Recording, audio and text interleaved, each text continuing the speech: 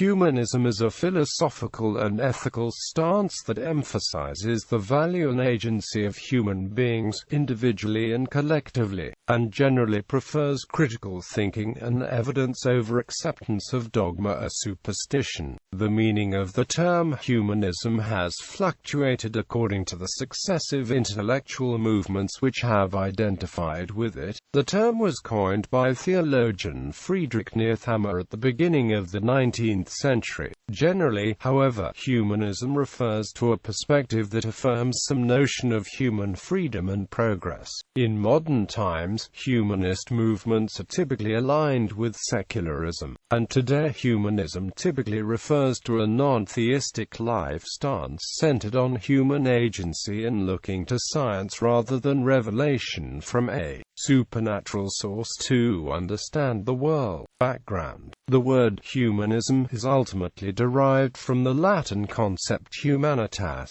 and, like most other words ending in ism, entered English in the 19th century. However, historians agree that the concept predates the label invented to describe it, encompassing the various meanings ascribed to humanitas, which included both benevolence toward one's fellow humans and the values imparted by bonitatory humane learning. In the 2nd century AD, a Latin grammarian, Aulus Gellius, complained, "Those who have spoken Latin and have used the language correctly do not give to the word humanitas the meaning which it is commonly thought to have, namely, what the Greeks call phi iota lambda alpha nu theta rho omega pi iota alpha, signifying a kind of friendly spirit and good feeling towards all men without distinction, but they gave to humanitas the force of the Greek pi alpha iota delta epsilon iota alpha, that is, what we call eruditionem institutionem in bonus art, or education and training in the liberal arts. Those who earnestly desire and seek after these are most highly humanized, for the desire to pursue with that kind of knowledge, and the training given by it, has been granted to humanity alone of all the animals,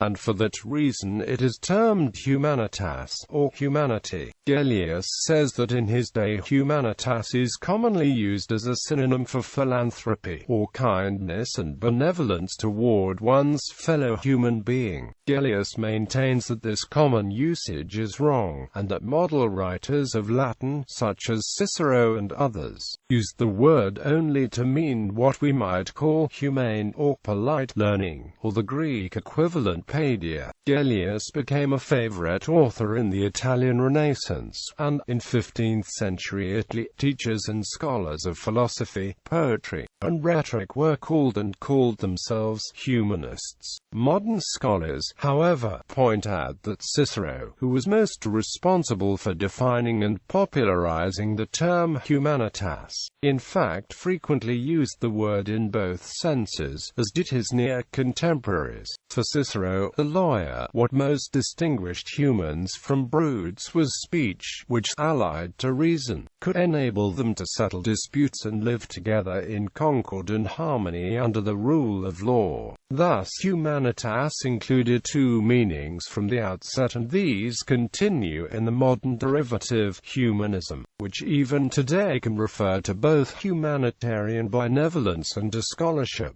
During the French Revolution, and soon after, in Germany, humanism began to refer to an ethical philosophy centered on humankind, without attention to the transcendent or supernatural. The designation religious humanism refers to organized groups that sprang up during the late 19th and early 20th centuries. It is similar to Protestantism, although centered on human needs, interests, and abilities rather than the supernatural. In the Anglophone world, such modern, organized forms of humanism, which are rooted in the 18th century Enlightenment, have to a considerable extent more or less detached themselves from the historic connection of humanism with classical learning and the liberal arts. The first Humanist Manifesto was issued by a conference held at the University of Chicago in 1933.